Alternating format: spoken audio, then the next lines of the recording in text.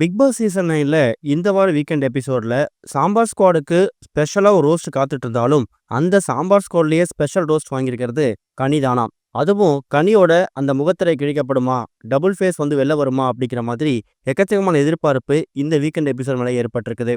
கடந்த வாரம் முழுக்க இந்த சோறு மாப்பு சோப்பு டாஸ்க்ல அதிகமாக ஹைலைட் ஆன யாருன்னு கேட்டிங்கன்னா சாம்பார் ஸ்குவாடு தான். அதுவும் குறிப்பா அவங்க சாப்பாடுல பண்ண விஷயமா இருக்கட்டும், சாம்பார் ஸ்குவாட்ல இருக்கக்கூடிய கனி அந்த டீம் ஓட்டி வெளில வந்து தான் டீமுக்கு எதிராக மாறினதா இருக்கட்டும், இந்த மாதிரி பல விஷயங்கள் அட்ரஸ் பண்றதுக்கு இருக்கு.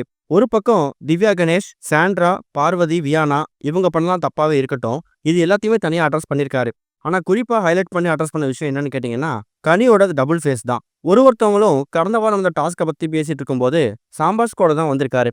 அப்ப சாம்பார் ஸ்குவாட் கூட எல்லாருமே கனிக்கு எகென்ஸ்டா அவங்க கருத்தை பதிவு பண்ணியிருக்காங்க. கனி வந்து அப்போ ஒரு மாதிரி பேசிட்டு கடைசியா டோட்டலாவே மாத்தி பேசிட்டாங்க. கடைசியா நாங்க தான் வந்து சாப்பாடு போடுறோம்னு சொன்ன மாரி மாத்திட்டாங்க அப்படிங்கிற மாதிரி திவ்யா கணேஷ் அப்புறம் சாண்ட்ரா இவங்க 2 பேருமே விஜய் சேதுபதி அவர்கள்கிட்ட கனிய பத்தி ஒரு குற்றச்சாட்டை முன் வச்சாங்க. இதுக்கு கனி கிட்ட எக்கச்சக்கமான கொஸ்டின்ஸ விஜய் சேதுபதி அவர்கள் ரைஸ் பண்ணிருக்காராம். அந்த கேள்வி எதுக்குமே கனி கிட்ட பதிலே இல்லையாம். அவர் கேட்ட முதல் கேள்வி, நீங்க முதல்ல எந்த டீமுக்காக ஆடுறீங்க அப்படின்னு கேட்டிருக்காரு. அவங்க சாம்பார் ஸ்குவாட்னு சொல்லியிருக்காங்க.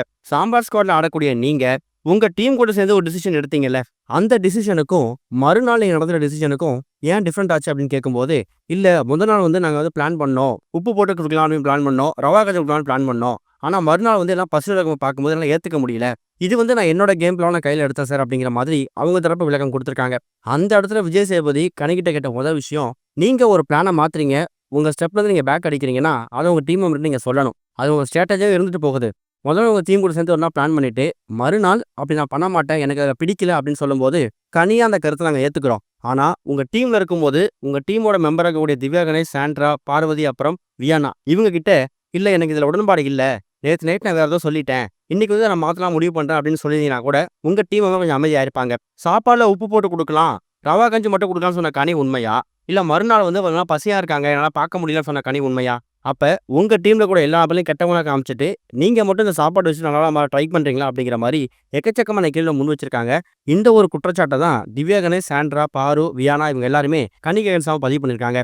எஃப்ஜே, சபரி இது மாரி ஹவுஸ்மேட்ஸ் அதாவது உங்களுக்கு பிடிச்ச உங்க கேங்ல இருக்கக்கூடிய நபர்களுக்கு வந்து பசிக்குது. அவங்க சிக்கன் கேட்கறாங்க. சமைச்சு குடுக்கணும் அப்படிங்கிறதுக்காக நீங்க சமைக்க போனீங்களா?